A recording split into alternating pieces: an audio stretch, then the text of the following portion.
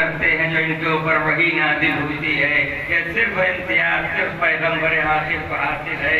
اس کا مطلب یہ ہے کہ پیغمبر جو کہتے جا رہے ہیں وہی شریعت بنتا جا رہا ہے، پیغمبر بولے وہی شریعت ہے، پیغمبر خاموش رہے وہی شریعت ہے، پیغمبر سفر پہ رہے وہی شریعت ہے، پیغمبر حضر پہ رہے وہی شریعت ہے، پیغمبر اگر نماز کی حالت میں ہو تو وہی شریعت ہے، پیغمبر اگر رکوع میں جائیں تو وہی شریعت ہے، پیغمبر اگر سجدے میں ہو تو وہی شریعت ہے، اور پیغمبر کسی کے لیے سجدوں کو طول دے تو وہی شریعت ہے، پیغمبر اگر سفر کریں تو وہی شریعت ہے، پیغمبر سفر کرتے کرتے رک جائیں تو وہی شریعت ہے، اور اگر پیغمبر رکنے کے بعد حکم دیں جو آگے رہ گئے انہیں پیچھے لایا جائے، جو پیچھے رہ گئے ان کا انتظار کیا جائے تو وہی شریعت ہے، اگر پیغمبر پالان شتر کا ممبر بنوائیں تو وہی شریعت ہے، اور اس پالان شتر کے ممبر کے اوپر خطبہ دیں تو وہی شریعت ہے، اور خطبہ دیتے دیتے کسی جوان کو بلند کر دیں تو وہی شریعت ہے، اور پیغمبر کہیں من کنت مولا ہو فہذا علی المولا،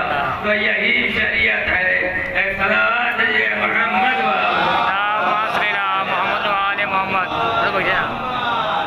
محمد پیغمبر کو شریعت سے اور شریعت کو حیات پیغمبر سے علیحدہ نہیں کیا جا سکتا، جو سیرت پیغمبر ہے وہی شریعت ہے، اور جو شریعت ہے وہی سیرت پیغمبر ہے، اور اسی سیرت کو پروردگار عالم کہہ رہا ہے مسلمانوں تمہارے لیے قیامت تک کے لیے یہی نمونہ ہے، ہم نے اسے نمونہ قرار دیا ہے۔ اب عزیزو آج دنیا یہ کہتی ہے کہ ہم جس دور میں پیدا ہوئے ہیں وہ انتہائی پرآشوب دور ہے، بہت ہی بگڑا ہوا زمانہ ہے۔ حقیقت یہ ہے کہ خدا نے جس دور میں آپ کو پیدا کیا ہے، آپ کو اس دنیا میں بھیجا وہی سب سے اچھا دور ہے۔ اگر آپ جائزہ لیں تو آپ کو پتہ چلے گا یہی سب سے اچھا دور ہے۔ حضرت آدم کے زمانے کے لوگ اگر یہ کہیں کہ ہمارا دور سب سے اچھا دور نہیں تھا تو انہیں کہنے کا حق ہے، وہ کہہ سکتے ہیں، اس لیے کہ ان کے زمانے میں صرف ایک آدم کی سیرت ان کے سامنے تھی۔ نوح کا زمانہ جب آیا تو نوح کے زمانے والے کہہ سکتے ہیں کہ ہمارا دور بہت خراب تھا، اس لیے کہ ان کے زمانے تک چند انبیاء کی سیرتیں سامنے تھیں۔ جب سلسلہ انبیاء آگے بڑھا یہاں تک کہ جناب عیسیٰ کے زمانہ آیا، جب عیسیٰ کا زمانہ آیا تو عیسیٰ وہ نبی ہیں کہ جن کے یہاں بس عیسیٰ کے بعد پیغمبر آخر کو بھیجا گیا، یعنی 1,24,000 انبیاء کی تعداد جو پوری ہوئی ہے وہ پیغمبر آخر کے اوپر پوری ہوئی ہے، یعنی ایک کم 1,24,000 انبیاء آ چکے ہیں عیسیٰ تک۔ اب عیسیٰ کے بعد آخری نبی آنے والا ہے، لہذا عیسیٰ کے دور کو سب سے اچھا دور اس لیے کہا جا سکتا ہے کہ جب عیسیٰ آئے تھے تو عیسیٰ تنہا سیرت عیسیٰ لے کے نہیں آئے تھے، صرف ان کی سیرت نہیں تھی بلکہ تمام انبیاء کی سیرتیں ان کے سامنے تھیں، ہزاروں لاکھوں انبیاء کی سیرتیں ان کے سامنے تھیں، لہذا یہ دور سب سے اچھا دور تھا۔ جن لوگوں نے عیسیٰ کا دور پایا وہ سب سے اچھا دور پایا۔ اب اس کے بعد جب آگے بڑھی تبلیغ، جب سلسلہ آگے بڑھا نبوت کا، تو اب نبی کے بعد کوئی نبی آنے والا نہیں ہے، لہذا اب تعداد مکمل ہو گئی، 1,24,000 انبیاء کی سیرتیں مکمل ہو گئی، جتنی شریعتیں آنا تھی آ چکی، جتنی کتابیں آنا تھی آ چکی، اب نہ کوئی شریعت آئے گی نہ کوئی کتاب آئے گی، لہذا یہ دور جو حیات پیغمبر میں مسلمان تھے انہوں نے سب سے اچھا دور پایا، اس سے اچھا کوئی دور ہی نہیں تھا۔ تمام انبیاء کی سیرتیں ان کے سامنے موجود تھیں، تمام شریعتیں ان کے سامنے موجود تھیں، تمام کتابیں ان کے سامنے موجود تھیں۔ اب اگر وہ یہ کہیں کہ میری سمجھ میں یہ نہیں آتا تو وہ یہ کہہ کے نکل نہیں سکتے ہیں کہ صاحب ہم سمجھ نہیں پائے۔ اتنی سیرتوں کے بعد بھی اگر آپ نہیں سمجھیں گے تو کب سمجھیں گے؟ اتنی شریعتیں دیکھنے کے بعد آپ نہیں سمجھیں گے تو کب سمجھیں گے؟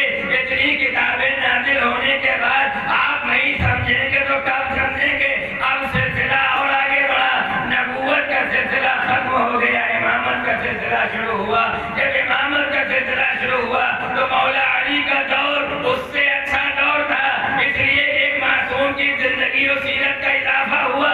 جب امام حسن کا زمانہ آیا تو دور اور اچھا ہو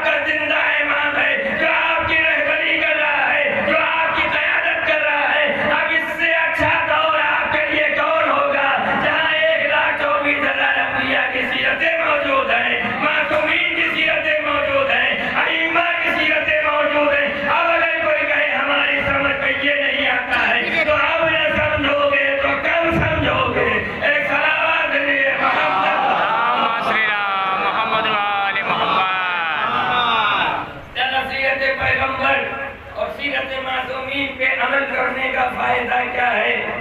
अक्सर ये सवाल किया जा सकता है कि जो सीरत की आप बात कर रहे हैं, सीरत मासूमीन, कुरान और सीरत के ऊपर अमल करने का फायदा क्या है?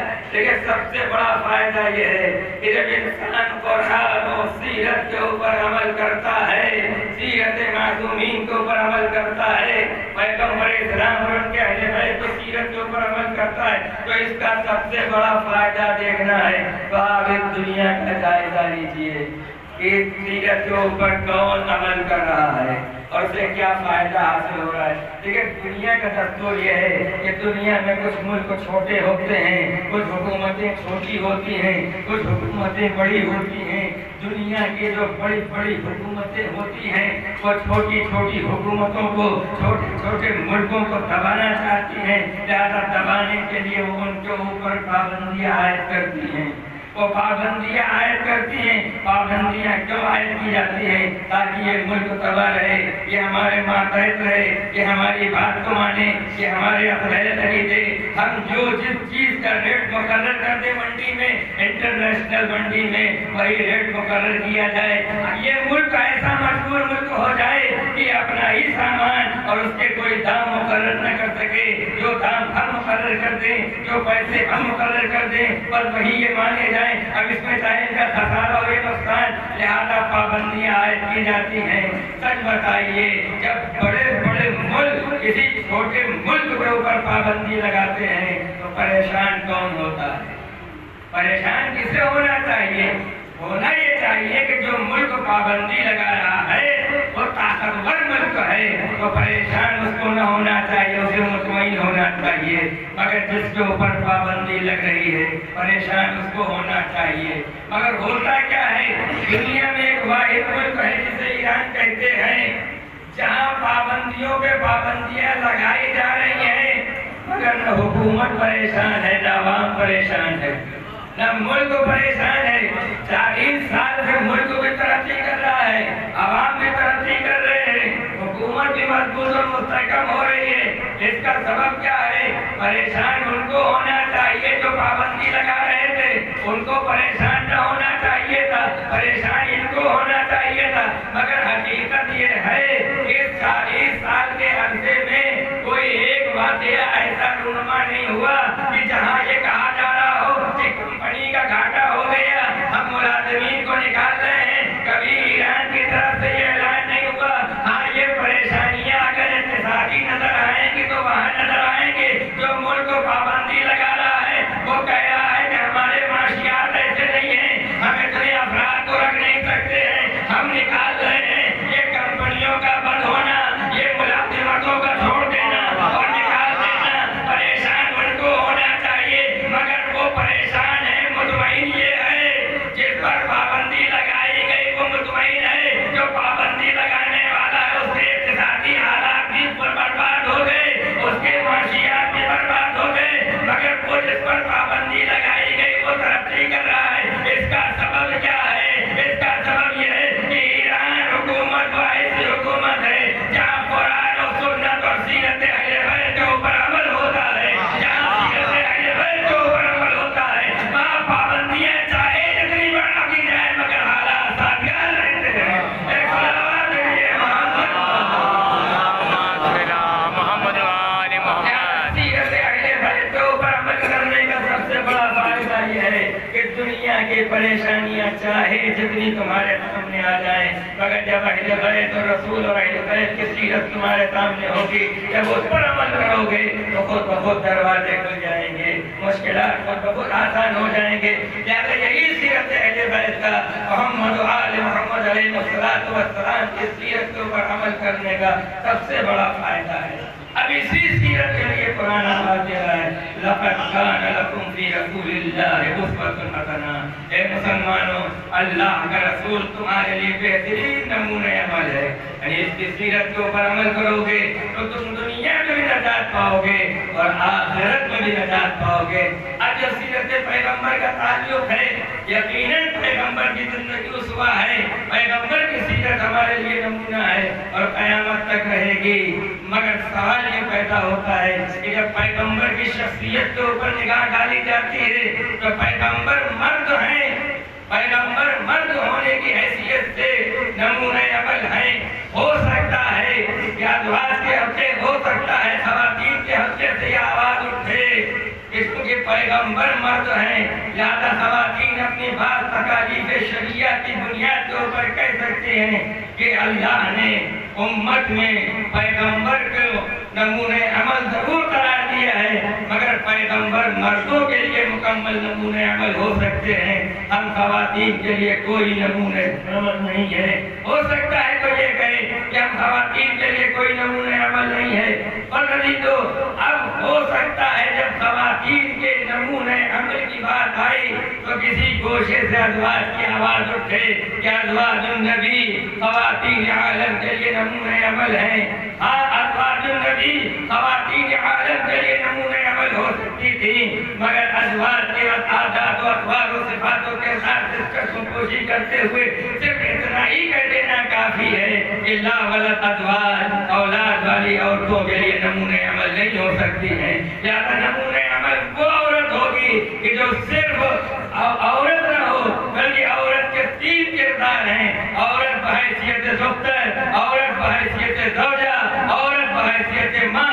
لہذا ایسی عورت نمونہ عمل ہو جس نے زندگی کے تینوں پہلو دنیا کے سامنے پیش کیے ہو، جس نے ماں کی حیثیت سے بھی کردار پیش کیا ہو، جس نے زوجہ کی حیثیت سے بھی کردار پیش کیا ہو، اور جس نے بیٹی کی حیثیت سے بھی کردار پیش کیا ہو۔ قرآن میں کردار پیش کیے گئے، جناب مریم کا کردار پیش کیا گیا، جناب مریم کا کردار جناب عیسیٰ کے زمانے سے متعلق ہے، مگر قرآن نے پیش کیا ہے جناب مریم یقیناً نمونہ عالم ہے، نمونہ ہے خواتین کے لیے، مگر جناب مریم وہ شخصیت ہے کہ زندگی میں آپ کو دو پہلو ملیں گے مگر تیسرا پہلو نہیں ملے گا۔ ماں کی حیثیت سے کردار پیش کیا ہے، بیٹی کی حیثیت سے کردار پیش کیا ہے، مگر زوجہ کی حیثیت سے کردار نہ پیش کر سکی، لہذا ایک پہلو پچھلا رہ گیا۔ ایسی خاتون ہونا چاہیے کہ جس نے اپنا کردار بیٹی کی حیثیت سے بھی پیش کیا ہو، ماں کی حیثیت سے۔ ایک طرف تو یہ اور دوسری طرف یہ ہے کہ پیغمبر کو کس بنیاد کے اوپر نمونہ عمل بنایا گیا۔ بحث اس بات پہ ہوگی کہ پیغمبر کو کس بنیاد پہ نمونہ عمل بنایا گیا۔ دیکھیں، کوئی نبی ہو یا امام، اس کا بنیادی منصب کیا ہے؟ کسی نبی اور امام کا بنیادی منصب ہوتا ہے اس کا معصوم ہونا، بنیادی منصب ہے معصوم ہونا۔ نبی آخر خاتم الانبیاء ہیں، خاتم المرسلین ہیں، بشیر ہیں، نذیر ہیں، سراج منیر ہیں، یہ جتنے بھی منصب اور عہدے اور فضیلتیں ہیں وہ سب ہیں، مگر یہ سب بعد میں ہے۔ سب سے پہلے ہمارا نبی معصوم ہے، صاحب عصمت ہے، لہذا جب معصوم ہے تو نبی بھی ہے، رسول بھی ہے، پیغمبر بھی ہے، تمام عہدے ہیں، مگر سب سے پہلا منصب، بنیادی منصب پیغمبر کا ہے معصوم ہونا۔ اس لیے اللہ نے جب یہ کہا کہ لَقَدْ كَانَ لَكُمْ فِي رَسُولِ اللَّهِ أُسْوَةٌ حَسَنَةٌ، ہم نے رسول کو مسلمانوں کے لیے نمونہ عمل قرار دیا، تو رسول معصوم نمونہ عمل ہیں۔ اب اگر کسی غیر معصومہ کو خواتین کے لیے نمونہ عمل قرار دے دیا جائے تو خواتین کی طرف سے یہ آواز اٹھ سکتی ہے کہ اللہ نے مردوں کو تو معصوم نمونہ عمل دیا، ہم خواتین کو غیر معصومہ نمونہ عمل دیا ہے۔ لہذا ضرورت اس بات کی ہے کہ جس طرح سے یہ معصوم نمونہ عمل ہے، اسی طریقے سے خواتین عالم کے لیے بھی کوئی شخصیت ہونا چاہیے کہ جو پیغمبر ہی کی طریقے سے معصومہ ہو۔ اسی لیے پیغمبر نے کہا تھا فاطمہ تو بضعۃ منی، فاطمہ میرا جز ہے، فاطمہ میرا ٹکڑا ہے، یعنی بتا دیا کہ جو صفات میرے اندر ہیں، جو کمالات میرے اندر ہیں، وہی کمالات میری بیٹی فاطمہ کے اندر ہیں۔ اور ظاہر سی بات ہے، ایک مثال سے بات کو واضح کیا جا سکتا ہے، مثال کے طور کے اوپر یہ میرا پورا جسم ہے، یہ کل ہے، مگر جو اس پورے کل کا حکم ہے وہی اس ہاتھ کا حکم ہے۔ اگر آپ اس ہاتھ کو مروڑ دیں اور اس کے بعد آپ یہ کہیں میں نے آپ کے جسم کو، آپ کے کل کو اذیت نہیں پہنچائی، میں نے تو آپ کی ایک انگلی کو तकलीफ पहुंचाई है, मैंने तो आत्मा को तकलीफ पहुंचाई है। तो जब इंसान जुज़ को तकलीफ पहुंचाता है तो वो जुज़ को तकलीफ नहीं पहुंचाता है, वो कुल को तकलीफ पहुंचती है। इसका मतलब ये है कि जो हुक्म जुज़ का होता है वही कुल का होता है। न कुल को जुज़ से अलग किया जा सकता है, न जुज़ को कुल से अलग किया जा सकता है। पैगंबर ने जनाब फातिमा को अपना जुज़ करार देकर बता दिया है कि जो हुक्म कुल का होता है वही हुक्म जुज़ का होता है। तुम फातिमा को मुझसे अलहदा न समझो। अगर मैं रसूल हूँ तो फातिमा रिसालत का टुकड़ा है, अगर मैं हादी हूँ तो फातिमा हिदायत का टुकड़ा है, अगर मैं ताहीर हूँ तो फातिमा तहारत का टुकड़ा है। जो जो मैं हूँ वही वही फातिमा है। जो मेरा मकसद है वही मिशन फातिमा है, जो मेरा पैगाम है वही पैगाम फातिमा है। मेरे पैगाम को और फातिमा के पैगाम से अलहदा न समझना। एक सलावत है मोहम्मद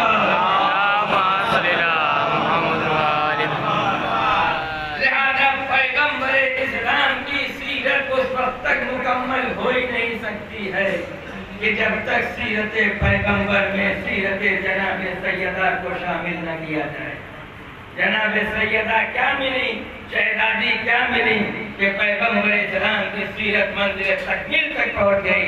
सिर्फ सीरत मुकम्मल नहीं हुई, पैगाम रसूल मुकम्मल हुआ, क़याम रसूल मुकम्मल हुआ, हदफ रसूल मुकम्मल हुआ, मकसद रसूल मुकम्मल हुआ, मिशन रसूल मुकम्मल हुआ है। पैगंबर इस्लाम की जुज़्व की हैसियत से जनाब फातिमा है, शरीक कार रिसालत जनाब फातिमा है, शरीक कार नबूवत जनाब फातिमा है। फातिमा क्या मिली, सीरत पैगंबर मंजिल तकमील तक पहुंच गई, मुकम्मल हो गई सीरत। अब जनाब फातिमा जो कि सीरत पैगंबर का हिस्सा है, लिहाजा जरूरत इस बात की है कि जहाँ जहाँ पैगंबर जाए फातिमा ज़हरा हमरा रहे। यही वजह थी कि पैगंबर की जिंदगी दो हिस्सों में बटी हुई है, एक मक्की जिंदगी, एक मदनी जिंदगी। पैगंबर जब मक्की जिंदगी में थे तो वहाँ भी जनाब फातिमा अपने बाबा की मददगार थी। जब जख्मी हालत में पैगंबर बैतुल शरफ में आते थे तो ढारस बंधाने वाला कोई नहीं था, जख्मों को साफ करने वाला कोई नहीं था। यही कमसिन बेटी थी जो बाप के जख्मों को साफ करती थी और मरहम लगाती थी और उन्हें ढारस बनाती थी कि बाबा आप परेशान न हो, एक न एक दिन आपको कामयाबी हासिल होगी। और उसके बाद यही बेटी जब बाप मक्के से निकल के मदीने आया और उसके बाद हिजरत करके पैगंबर इस्लाम मदीने तशरीफ लाए तो बेटी मक्के में रही नहीं, बल्कि पीछे पीछे पैगंबर इस्लाम के जनाब फातिमा ज़हरा भी मदीने पहुंची और मदीने की पूरी जिंदगी में जनाब फातिमा ज़हरा शरीक कार रिसालत रही, अपने बाप के साथ शरीक रही, मददगार रही, मुईन रही। जो हैसियत हयात पैगंबर में जनाब फातिमा ज़हरा की है वही हैसियत हयात इमाम हुसैन में जनाब ज़ैनब की है। अगर जनाब फातिमा को सीरत रसूल से अलहदा कर दिया जाए तो सीरत रसूल मुकम्मल नहीं होगी, और अगर ज़ैनब को अलहदा कर दिया जाए तो हुसैनियत मुकम्मल नहीं होगी, हुसैनी मकसद मुकम्मल नहीं होगा, हुसैनी पैगाम मुकम्मल नहीं होगा। जिस तरीके से फातिमा क्या मिली कि सीरत रसूल मुकम्मल हो गई, पैगाम रसूल मुकम्मल हो गया, उसी तरीके से ज़ैनब क्या मिली कि हुसैन का पैगाम मंजिल तकमील तक पहुंच गया, मकसद हुसैन मुकम्मल हो गया। अगर ज़ैनब न होती तो मकसद हुसैन नामुकम्मल रह जाता। लिहाजा जिस तरीके से सीरत रसूल उस वक्त तक मुकम्मल नहीं हो सकती जब तक फातिमा ज़हरा को शामिल न किया जाए, उसी तरीके से जब तक ज़ैनब को शामिल न किया जाएगा हुसैन की सीरत, हुसैन की शहादत, हुसैन के मकासद मंजिल तकमील तक नहीं पहुंच सकते हैं। अब तरीका भी वही था।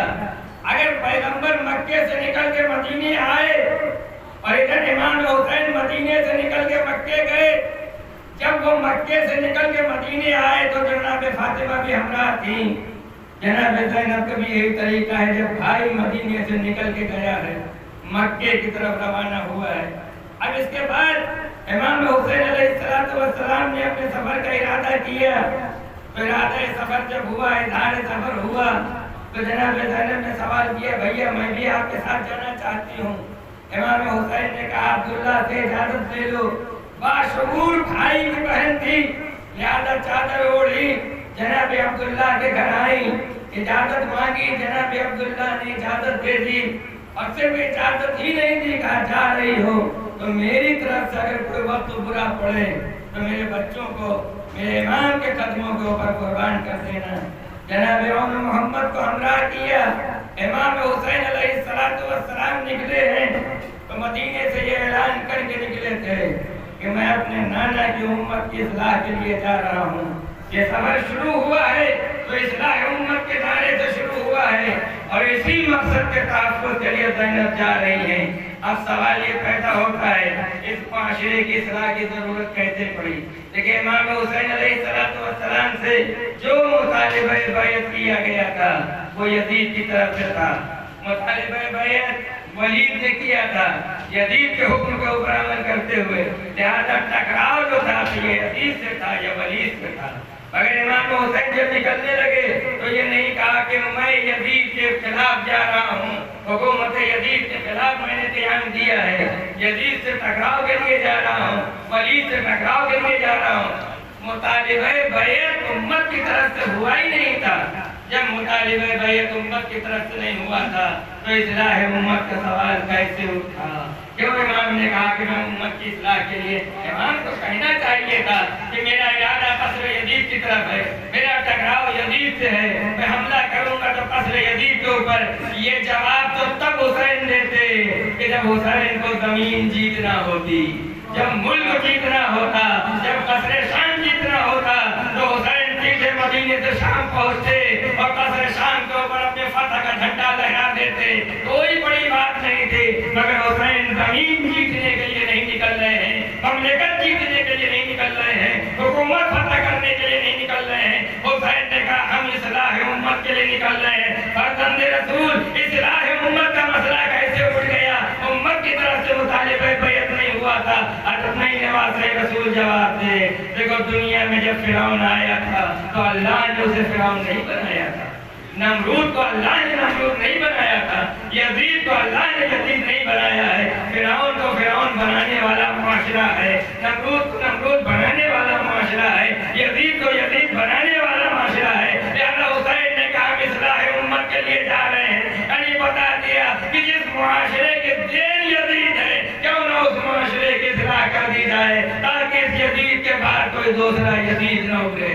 एक सलावत है मोहम्मद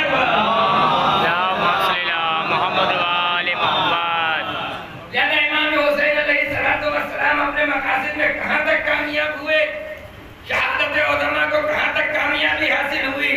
बहुत बड़ी कामयाबी हासिल हुई मुसलमानों।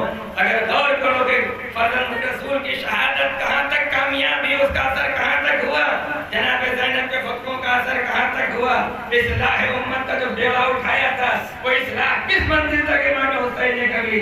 देखिए शरीयत इस्लामी में, दीन में जितने भी इख्तिलाफात हैं वो इख्तिलाफात कब फैलाए गए?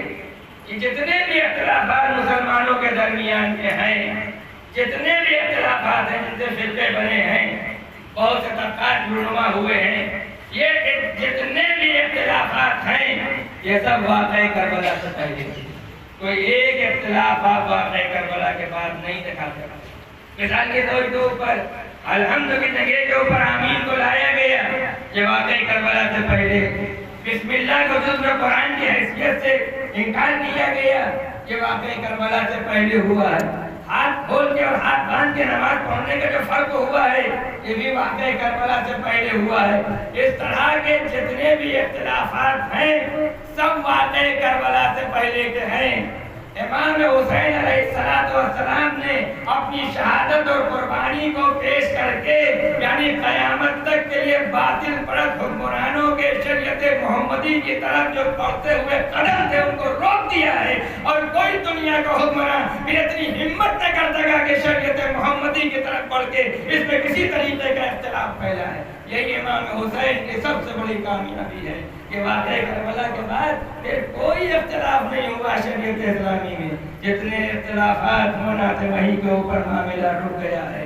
यही शहादत उलमा का सबसे बड़ा असर है। यही वजह है कि दुनिया का हर तबका, हर तबके से ताल्लुक रखने वाला इंसान इमाम हुसैन अलैहिस्सलाम की तरफ खिंचता हुआ चला आ रहा है। हुसैन सिर्फ इस्लाम की राह के शहीद नहीं थे, हुसैन शहीद इंसानियत है। جنہوں نے انسانیت کی بقا کے لیے قربانی دی ہے. یاد رکھیں دنیا کی کوئی بھی قوم اس وقت تک اپنے مذہب کی حفاظت نہیں کر سکتی ہے کہ جب تک اس کے پاس علم نہ ہو. اور دنیا کی کوئی قوم اس وقت تک اپنے قوم کی حفاظت نہیں کر سکتی ہے کہ جب تک اس کے پاس اخلاق نہ ہو. علم اور اخلاق، علم و دین کی حفاظت کے لیے ضروری ہے، اخلاق قوم کی حفاظت کے لیے ضروری ہے. بڑے بڑے قومیں جب چھوٹی چھوٹی قوموں کے اوپر ظلم کرنا شروع کر دیتی ہیں تو چھوٹی چھوٹی قومیں اخلاق کے بل کے اوپر بڑی بڑی قوموں کے درمیان میں زندہ رہتی ہیں. ورنہ بڑی بڑی قومیں ظلم کر کے چھوٹی چھوٹی قوموں کو ختم کر دیں. جن مذہب کے ماننے والوں کے پاس علم نہیں تھا وہ مذاہب دنیا سے ختم ہو گئے ہیں، وہ فنا ہو گئے ہیں. علی و امام حسین دین کے محافظ ہونے کے ساتھ ساتھ قوم اور انسانیت کے محافظ تھے. لہذا ضرورت اس بات کی تھی کربلا پہنچنے سے پہلے علم کا بھی مظاہرہ ہو جائے، کربلا پہنچنے سے پہلے اخلاق کا مظاہرہ ہو جائے. لہذا علم کا مظاہرہ تو اسی وقت کر دیا تھا جب مدینے سے نکل رہے تھے. جناب ام سلمہ نے سوال کیا تھا کہاں جا رہے ہو؟ لہذا جناب ام سلمہ نے جب نانا کا پیغام سنایا تو حسین نے بتا دیا نانی آپ کو صرف یہ معلوم ہے جو ایک پیغام آپ کو نانا نے دیا ہے، مجھے یہ بھی معلوم ہے کہ میرا اکبر گھوڑے سے کہاں گرے گا، میرا قاسم گھوڑے سے کہاں گرے گا، میرا اول محمد گھوڑے سے کہاں گرے گا، خود میرا سر تن سے کہاں جدا ہوگا. یہ علم کا مظاہرہ تھا جو جناب ام سلمہ کے سامنے حسین کر رہے تھے اور بتا رہے تھے کہ تو ہم دین کی حفاظت کے لیے نکلے ہیں. تو علم کا جو معیار ہمارا ہے اتنا بلند معیار دنیا میں کسی کا نہیں ہے. اور جب اخلاق کی منزل آئی تو منزل ذی حسن کے اوپر انسان تو انسان جانوروں کو سیراب کر کے حسین نے اخلاق کا اتنا بڑا مظاہرہ کر کے بتا دیا کہ میں دین کا بھی محافظ ہوں، میں انسانیت کا بھی محافظ ہوں. ایک صلوات ہے محمد محمد وآل محمد. جب امام حسین مدینے سے نکلے اصلاح امت کا نعرہ دے کے جناب زینب ہمراہ تھی. مدینے سے جناب امام حسین مکے آئے، بہن مکے میں ساتھ میں آئے، یہاں تک کہ وہ وقت آیا کہ جب امام نے حج کو عمرے سے تبدیل کیا. جب امام آمادہ ہوئے تو ابن عباس نے آ کے کہا فرزند رسول کہاں جا رہے ہیں، کیا ارادہ ہے؟ کہا مجھے اللہ اپنی راہ میں شہید دیکھنا چاہتا ہے، لہذا میں اس کی راہ میں شہادت پیش کرنے کے لیے جا رہا ہوں. کہا اگر آپ جا رہے ہیں تو ان بچوں کو کہاں لیے جا رہے ہیں؟ امام نے فرمایا خدا میرے ساتھ انہیں بھی شہید دیکھنا چاہتا ہے. کہا اگر یہ بچے جوان آپ کے ساتھ شہید ہونا چاہتے ہیں، خدا دیکھنا چاہتا ہے تو یہ مقدرات جو آپ کے ساتھ میں ہیں انہیں آپ مدینے واپس بھیج دیجئے. سوال امام حسین سے کیا گیا تھا، ابھی امام نے جواب نہیں دیا. پس پردہ سے ایک بے تابانہ آواز نکلی اور آواز یہ تھی ابن عباس بھائی کو کیا مشورہ دے رہے ہو؟ دیکھو یہ بہن بھائی سے جدا نہیں ہو سکتی ہے. یعنی حسین کی بہن نے بتا دیا کہ ابن عباس میں بے مقصد بھائی کے ساتھ نہیں جا رہی ہوں، میں با مقصد جا رہی ہوں، میں مقصد کے تحت جا رہی ہوں. جب تک مقصد نہیں پورا نہیں ہوگا اس وقت تک مقصد پورا نہیں ہوگا جب تک میں اپنے بھائی کے ساتھ سفر میں نہیں رہوں گی. امام حسین 2 محرم کو وارث کربلا ہو گئے. یہاں تک کہ عاشور کا دن آیا، جنگ کربلا شروع ہوئی، حسین اور حسین کے رفقا شہید ہو گئے. اب عزیزو امام حسین علیہ السلام کی شہادت کے بعد جتنی مصیبتیں تھیں وہ سب امام کے ختم ہو گئیں. اس لیے کہ پیاس کی مصیبت جس وقت انسان کے سر کو تن سے جدا کر دیا جاتا ہے دنیا کی جتنی مصیبتیں ہیں وہ سب ختم ہو جاتی ہیں، چاہے وہ بھوک کی مصیبت ہو چاہے وہ پیاس کی مصیبت ہو. یعنی امام حسین کی سب مصیبتیں اس وقت ختم ہو گئیں کہ جب امام حسین کا سر تن سے جدا ہوا. اب مصیبتوں کا آغاز نئے سرے سے ہوا ہے. ذمہ داریاں جناب زینب کے کاندھوں کے اوپر ہیں، جسے لشکر کربلا کہتے ہیں. وہ 2 حصوں میں بٹا ہوا ہے. ایک عصر سے پہلے لشکر تھا، ایک عصر کے بعد لشکر تھا.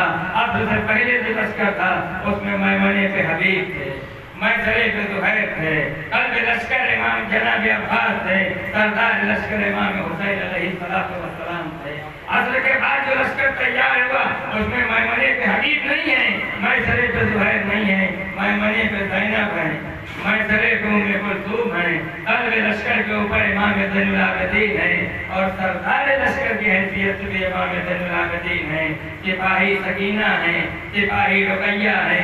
इस लश्कर की जिम्मेदारियां शुरू हुई। इमाम की शहादत हो गई। अब इस शहादत को शाम तक ले जाना है, इस शहादत को कूफे तक आम करना है, पूरी ममलिकत इस्लामिया और दुनिया में आम करना है। लिहाजा जनाब ज़ैनब ने अजीम जिम्मेदारी को अपने कांधों के ऊपर उठाया। दुनिया का दस्तूर ये खुद करबला के मैदान में था कि जब जिहाद के लिए कोई मुजाहिद जाता था तो सबसे पहले इमाम से इजाजत लेता था, लेकिन जिहाद उस वक्त तक हो ही नहीं सकता जब तक इतने मासूम न हो। लिहाजा करबला में हर मुजाहिद जब जाता था जिहाद के लिए, हबीब गए इमाम से इजाजत लेके, मुस्लिम इब्न औसदा गए इमाम से इजाजत लेके, ज़ुहैर गए इमाम से इजाजत लेके। अब इमाम की शहादत के बाद एक नया जिहाद शुरू हो रहा है, दूसरा मारिका शुरू हो रहा है, जंग करबला का दूसरा पहलू शुरू हो रहा है, रुख शुरू हो रहा है, जिसकी जिम्मेदारी जनाब ज़ैनब के कांधों के ऊपर है। लिहाजा जिस वक्त खैमे जला दिए गए थे और आखिरी खैमा बचा था, तो ये छोटा से मसला तो हमारे और आप जैसे लोग भी जानते हैं कि अगर आग लगी हो तो जान का बचाना वाजिब है। मगर जनाब ज़ैनब जैसी आलिम गैर मुअल्लिमा इमाम ज़ैनुल आबिदीन से क्यों पूछ रही थी, बेटा सैयद सज्जाद तुम इमाम वक्त हो, सबसे इमाम के साथ कहा है तुम इमाम वक्त हो, बताओ इस जलते हुए खैमे में जल के खाक हो जाए या जान बचाने के लिए खैमे से बाहर निकले। इमाम ज़ैनुल आबिदीन ने कहा कि अम्मा जान का बचाना वाजिब है, खैमे से बाहर निकलिए। ज़ैनब जान बचाने की इजाजत नहीं मांग रही थी, जिहाद ज़ैनब शुरू हो रहा था, इतने मासूम हासिल कर रही थी, इजाजत मासूम हासिल कर रही थी। अगर इजाजत मिल गई, इतने मासूम हासिल हो गया, तो अब ज़ैनब है जो शैतानियों को लेकर खैमे से बाहर निकली है। जनाब ज़ैनब के वाक़े करबला में इमाम हुसैन की शहादत के बाद सबसे बड़ी जिम्मेदारी क्या थी, सबसे बड़ा फरीदा क्या था? सबसे बड़ी जिम्मेदारी और फरीदा ये है कि इमाम ज़ैनुल आबिदीन को बचाना। अगर इमाम ज़ैनुल आबिदीन करबला से शाम के दरमियान में कहीं शहीद कर दिए गए या कुछ हो जाता तो इमामत का सिलसिला मुनक़ता हो जाता, दरमियान में गैप आ जाता। लिहाजा पूरी ताकत जनाब ज़ैनब ने वाक़े करबला में इमाम ज़ैनुल आबिदीन के बचाने के ऊपर सर्फ कर दिया। इसलिए कि अगर ज़ैनुल आबिदीन बचेंगे तो इमाम हुसैन की शहादत भी बचेगी, मकासद भी बचेंगे, और अगर इमाम ज़ैनुल आबिदीन शहीद हो गए तो मकासद हुसैनी दुनिया तक नहीं पहुंच सकते हैं, इमामत का सिलसिला मुनक़ता हो जाएगा। लिहाजा पूरी ताकत जनाब ज़ैनब ने इमाम ज़ैनुल आबिदीन की हिफाजत और तहफ़्फ़ुज़ के लिए सर्फ कर दी और बता दिया कि जब तक मैं जिंदा हूँ मेरे भतीजे के ऊपर आँच नहीं आ सकती, इसलिए कि इसी भतीजे के ऊपर शरीयत का दारोमदार है, दीन का दारोमदार है। कदम कदम पे मकासद की अकमतों का ख्याल, नफर नफर से भतीजे की जिंदगी का सवाल, बोले जो बाल तो निकला हुसैनियत का जमाल, बेटा चनी तो बड़ा और हुसैनियत का जमाल, नकीब फतेह शहर मशरक़ैन बन के उठी, न थे हुसैन तो ज़ैनब हुसैन बन के उठी। यानी जनाब ज़ैनब ने जो मालिका असर किया है वो मालिका ये है कि अगर हुसैन होते तो वही करते जो जनाब ज़ैनब ने किया है। और उसके बाद जनाब ज़ैनब ज़मीन करबला से उठी है, मकासद हुसैनी के तहफ़्फ़ुज़ के लिए, इमाम ज़ैनुल आबिदीन की हिफाजत के लिए, तो पूरी ताकत सर्फ करती है जनाब इमाम ज़ैनुल आबिदीन की हिफाजत और उनकी जान बचाने के लिए। जनाब ज़ैनब ज़मीन करबला से रवाना हुई, जब कूफे पहुंची तो कूफे पहुंचने के बाद जो आपने खुतबा दिया कूफे में, तारीख के दामन में महफूज है। जिस वक्त कूफे काफिला पहुंचा तो एक शख्स था जो इब्न ज़ियाद के दरबार में था, जिसका नाम मुस्लिम बिन जसास था। वो मजदूरी के लिए वहां गया था, वो मजदूरी कर ही रहा था, कोई दरबार में काम कर रहा था। अचानक कूफे के बाजार में शोर उठा तो उस मुस्लिम बिन जसास ने इब्न ज़ियाद के दरबारी से पूछा कि आखिर ये शोर कैसा है, ये गुल कैसा है? तो इसने कहा कि तुम्हें मालूम नहीं यजीद के खिलाफ एक खारजी ने खुरूज किया था, लिहाजा उसका कटा हुआ सर उसके साथियों के कटे हुए सर लाए जा रहे हैं, और उसके साथ जो औरतें आई थी उन्हें असीर करके लाया जा रहा। लिहाजा इसने पूछा आखिर जिसे तुम खारजी कह रहे हो उसका नाम क्या था? तो दरबारी ने कहा उसका नाम जानना चाहते हो तो हुसैन इब्न अली नवासे रसूल। जब वो दरबारी हट गया तो मुस्लिम बिन जसास का बयान है कि मैं अपने हाथों को अपनी आंखों के ऊपर मारने लगा और इतने हाथ मारे कि करीब था कि मैं नाबीना हो जाता। जहाँ मुस्लिम इतने जहाज कहता है कि मैं दरबार इतने जिहाद से बाहर निकल के पीछे के दरवाजे थे और वहाँ जाके खड़ा हुआ जहाँ काफिला आने वाला था, तो मैंने क्या देखा, ये काफिले में एक ऊंट के ऊपर एक नहीं बुलाकर जवान को इस तरीके से कसा गया है कि उसकी नसों से खून बह रहा है, उसकी पिंडलियों से खून बह रहा है और उसे उतारा गया। जब उतारा गया तो उस जवान ने लोगों को शिकायत किया, तुम मुझे जानते हो मैं कौन हूँ? अरे मैं वो हूँ जिसके बाद तो तुमने सब लिख लिख के बुलाया था, तुमने मेरे साथ और मेरे बाप के साथ धोखा किया है। अभी इमाम गुफ्तगू कर ही रहे थे कि एक बाले खाने से खिड़की से एक औरत ने सर को निकाला और निकालने के बाद कहा कि तुम लोग हो कौन? अब यहाँ पे जनाब ज़ैनब सामने निकल के आई, कहा तुम मुझे नहीं जानते हो, हम औलादे रसूल अल्लाह हैं, हम आले रसूल हैं, हम अली और फातिमा की बेटियां हैं, औलाद अली और फातिमा हैं। और जैसे उसने रसूल का नाम सुना, मौला अली का नाम सुना, जनाब फातिमा का नाम सुना, वो चंद चादरें लेके आई। ये बहुत तस्वीरी बातें है कि बाद में शिव आया, उसने वो चादरें छीन भी ली थी। चलो चंद चादरें लेके आए, आने के बाद वो चादरें सरदारियों को तस्लीम की गई। शहजादी ज़ैनब को चादर उड़ाई गई, जनाब उम्मे कुलसूम को चादर उड़ाई गई। पर यही वो मौका था जब जनाब ज़ैनब को मौका मिला, मौका मिलने के बाद शाम के औरतों से खिताब किया। जिस वक्त शहजादी ज़ैनब ने खिताब किया तो शाम की औरतें दारो कतार रो रही थी। जनाब ज़ैनब ने कहा, वाय हो तुम पर, तुम मेरी गुफ्तगू और कलाम तक़रीर को सुन के रोती हो और तुम्हारे मर्द हमारे मर्दों को कब्ज़ करते हैं, हमारे बच्चों को शहीद कर रहे हैं, उनके कटे हुए सर लाए हैं। अब उसके बाद जनाब ज़ैनब ने जो एक इनकलाबी तकरीर की है जो तारीख के दामन में मौजूद है, वो पूरी तकरीर यहाँ पे बयान नहीं की जा सकती है। जनाब ज़ैनब की तकरीर का असर ये था कि ख़वातीन में एक इनकलाब आने वाला था, बेचैनी फैल गई थी। इसी के बाद शिम्र बलून आया और इसने इस काफिले को आगे बढ़ा दिया और चादरें छीन ली है। जनाब ज़ैनब ने सब कूफे में तकरीर कर रही थी तो सब लोगों का कहना था, ऐसा लग रहा था कि जैसे अली तकरीर कर रहे हो। ये महसूस ही नहीं हो रहा था कि अली तकरीर नहीं कर रहे हैं। जनाब ज़ैनब वो दुनिया की वाहिद शख्सियत है कि जिन्होंने दुनिया के ख़वातीन को हुदूद पर्दा के बारे में तालीम दी है और ये बताया है कि देखो पर्दा किसे कहते हैं। याद रखो, आज हमसे सवाल किया जाता है हुदूद पर्दा क्या है। 1400 बरस पहले जनाब ज़ैनब ने हुदूद पर्दा को मुकर्रर कर दिया था और ये बता दिया था कि अगर नामहरमों के हुजूम में हो तो चेहरा तो बहुत दूर की बात है, अपनी आवाज़ का भी पर्दा करना। इसीलिए ज़ैनब ने अपने लहजे में तकरीर नहीं की है, अगर लहजा इख्तियार किया है तो अपने बाप अली अपने अबी तालिब का है।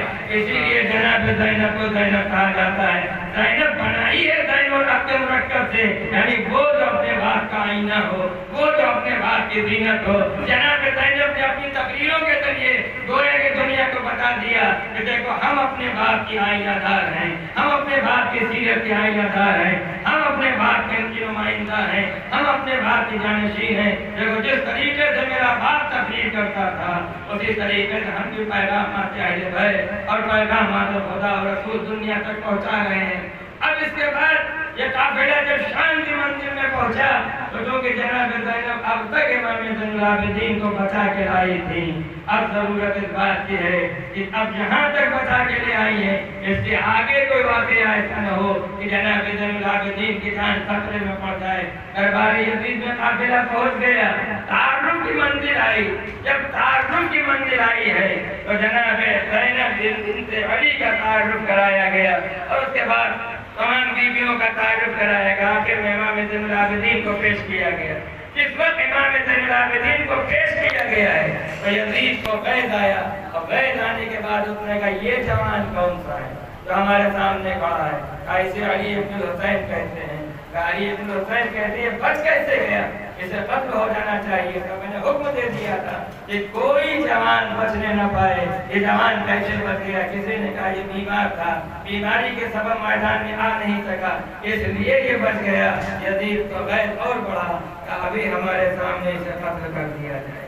जो ज़ैनब करबला से इमाम ज़ैनुल आबिदीन को यहाँ तक बचा के ले आई थी जिस इमाम ज़ैनुल आबिदीन के ऊपर पूरे मिशन का दारोमदार है, मकासिद हुसैनी का दारोमदार है, इमाम हुसैन की शहादत का दारोमदार है, इमामत का दारोमदार है, हिदायत का दारोमदार है, शरीयत का दारोमदार है, अगर वो ज़ैनुल आबिदीन कत्ल कर दिए जाएंगे तो फिर क्या होगा दीन का, शरीयत का, मकासिद हुसैनी का।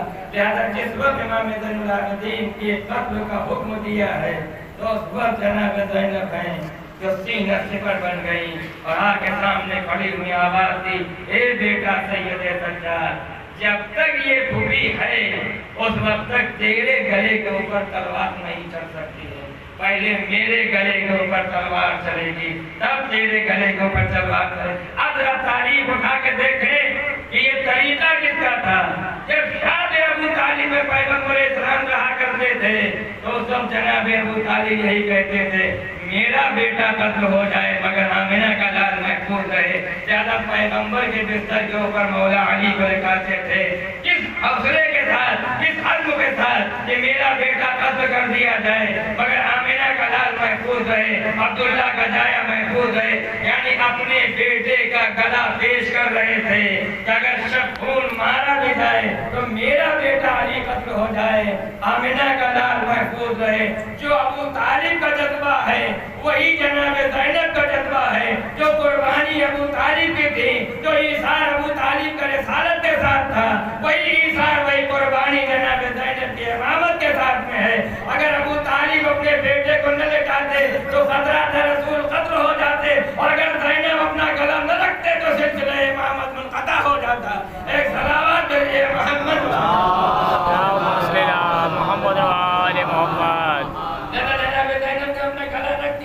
और कहा, मेरे लाल जब तक मैं जिंदा हूँ कोई ताकत तुम्हारे गले तक पहुँच नहीं सकती और तुम्हें कत्ल नहीं कर सकती। यजीद ने कहा, ये औरत कौन है जो इस जवान के सामने आके खड़ी हुई? कहा, ये ज़ैनब बिन्ते अली है। और जैसे ज़ैनब बिन्ते अली का नाम सुना यजीद को और बैद आया, उसने कहा इस जवान के साथ इस औरत को भी कत्ल कर दिया जाए। अब जनाब ज़ैनब जो सीना सिपर थी, जो गले पे गला रखे हुए थी कि मेरा भतीजा बच जाए, चाहे मुझे कत्ल कर दिया जाए, जनाब ज़ैनब के कत्ल का हुक्म दे दिया गया। कौन सी ऐसी ताकत है कि जो ज़ैनब की हिफाजत करे? इसलिए कि ज़ैनब इमाम ज़ैनुल आबिदीन की मुहाफिज बन के निकली थी, मगर जब ज़ैनब कत्ल हो जाएंगे तो इमाम ज़ैनुल आबिदीन कहाँ बचेंगे? पर जिस ताकत ने सैयद सज्जाद को बताया उसे ज़ैनब कहते हैं और जिस ताकत ने ज़ैनब को बताया उसे फिज़्ज़ा कहते हैं। अगर फिज़्ज़ा न होती तो जनाब ज़ैनब भी कत्ल हो जाती और इमाम सज्जाद भी न बचते। फिज़्ज़ा सामने आके खड़ी हुई, कहा, बीवी, कनीज़ के होते हुए शहजादी के गले के ऊपर तलवार चले, ये हो नहीं सकता है। हमारे होते हुए आप शहीद की जाए, ये नहीं हो सकता है। अब यजीद ने सवाल किया, ये औरत कौन सी है जो ज़ैनब के सामने आके खड़ी हो गई, ज़ैनब बिन्ते अली के सामने? किसी गुलाम ने कहा, ये घराने की कनीज़ है जिसका नाम फिज़्ज़ा है। पर कनीज़ का नाम सुनना था, यजीद का गैर और बढ़ा और उसके बाद पहलू में जो गुलाम खड़ा था उसने कहा, देख क्या रहा है, एक कनीज़ को तादियाने मार मार के नहीं हटा पा रहा है। ये सुनना था कि गुलाम तादियाना लेके चला, पर जैसे तादियाना लहराता हुआ चला, फिज़्ज़ा को मौका मिला, देखा दरबार में हबशी गुलाम खड़े हुए हैं, कमर कसे हुए हबशी गुलाम खड़े हैं, नौजवान हबश खड़े हुए हैं। एक मर्तबा फिज़्ज़ा ने उन जवानों को खिताब किया, उन गुलामों को खिताब किया, ए मेरे कौम के जवानों, ए मेरे कबीले के जवानों, अरे तुम्हारी गैरत तो क्या हो गया है? ए मेरे हम कौम जवानों, ए गुलामाने हबश, तुम्हें क्या हो गया है? तुम्हारी गैरत कहाँ चली गई? तुम्हारी हमीयत कहाँ चली गई है? ये बताओ। भरे हुए दरबार में तुम्हारे कबीले और कौम की औरत तादियाने से मारी जाए और तुम्हारी गैरत कहाँ खो गई? तुम खड़े हुए देखते रहो। पर जैसे फिज़्ज़ा ने ललकारा, गुलामा ने हबश, नौजवाना ने हबश, बरहना तलवारें लेके तब से यजीद के सामने आ गए और आने के बाद कहा, यजीद, अगर एक तादियाना भी कनीज़ की पुष्ट के ऊपर लग गया तो हम खून की नदी बहा देंगे। और जैसे हबश के जवानों को देखा यजीद गायब हुआ, उसने गुलाम को फौरन वापस बुला लिया। ज़ैनब भी महफूज हो गई, इमाम ज़ैनुल आबिदीन भी महफूज हो गए। जनाब फिदा ने एक ऐसा माहौल बना दिया कि फिदा तो फिदा, अब किसी में इतनी ताकत न थी कि जो इमाम ज़ैनुल आबिदीन की तरफ मुड़ के देखता। मैं कहूँगा तकरीर खत्म हो गई, बात खत्म हो गई, इमाम ज़ैनुल आबिदीन महफूज हो गए, आपकी हिफाजत हो गई। किसी में इतनी ताकत दरबार में न थी कि जो ज़ैनुल आबिदीन की तरफ मुड़ के देखता। ऐसे हालात पैदा कर दिए जनाब फिदा ने। मगर मैं कहूँगा जिस वक्त हबशी गुलाम निकल के सामने आए होंगे और जिस वक्त फिदा के लिए कहा होगा कि इस कनीज की पुष्ट के ऊपर एक ताजियाना भी न लग पाए, तो उस वक्त ज़ैनब के दिल पर क्या गुजरी होगी, उम्मे कुलथूम के दिल पर क्या गुजरी होगी। अजब नहीं करबला करो करके आवाज दी हो, ए मेरे गैरतदार भैया, एक कनीज को बचाने वाले इतने हैं मगर तेरी बहन का बचाने वाला कोई नहीं